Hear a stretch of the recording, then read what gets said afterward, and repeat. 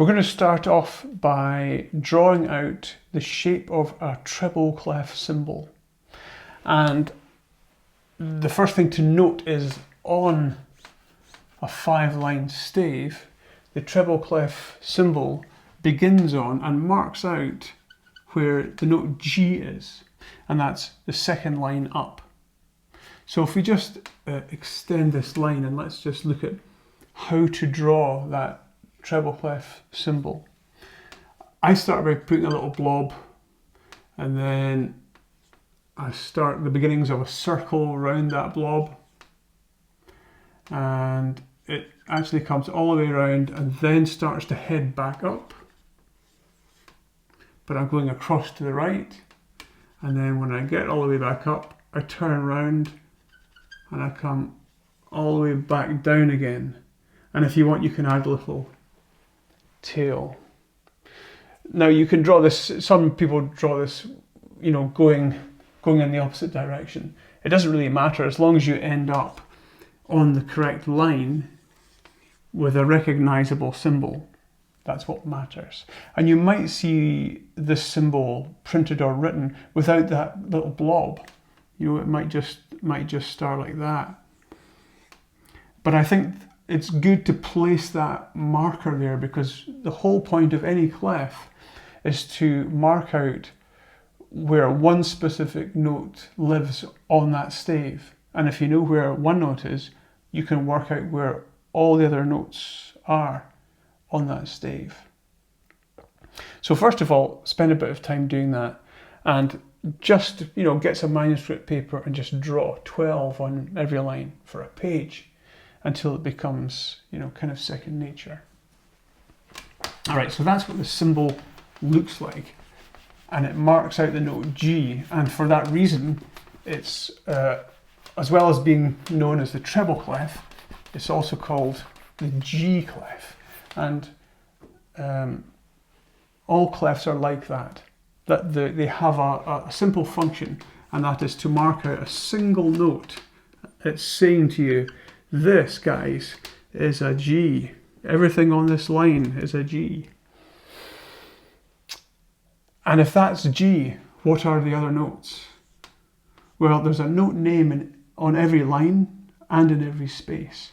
So G on the line, A in the space, B on the line, C in the space, D on the line, E in the space, F on the line, and above that line would be a G. And if we count backwards through this same alphabet, G on the line, F in the space, and that gives us E on the line. The purpose of a clef is to tell us the note names that belong on each line and space.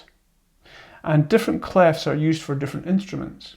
So melodic instruments that have the capability or tendency to play a melody like flute, violin, soprano voice, guitar, will use a treble clef. And the treble clef instruments all work in a certain register, and they tend to be higher notes because melodies are played in a higher register. Bass clef deals with instruments that, generally speaking, play an accompanying role and are using lower notes.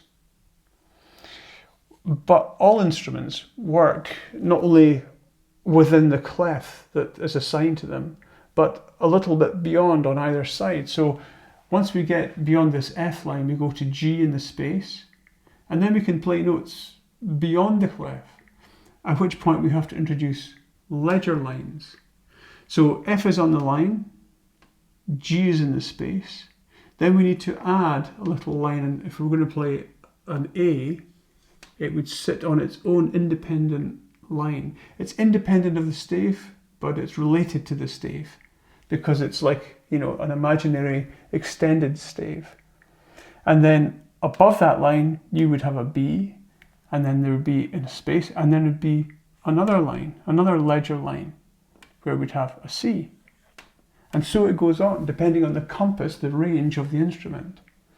The same thing happens when we extend lower down. We can go beyond the stave in this direction too. So E is on the line, D is in the space, and then we add our first ledger line, and the note that lives on that will of course be a C. And this is a very specific note. It lives in the middle, in the center of the piano, and it's called middle C for that reason. It's the middle of the register too. And it's also bang in between treble and bass clef. So it's an important reference point, and it's a good note name to know about.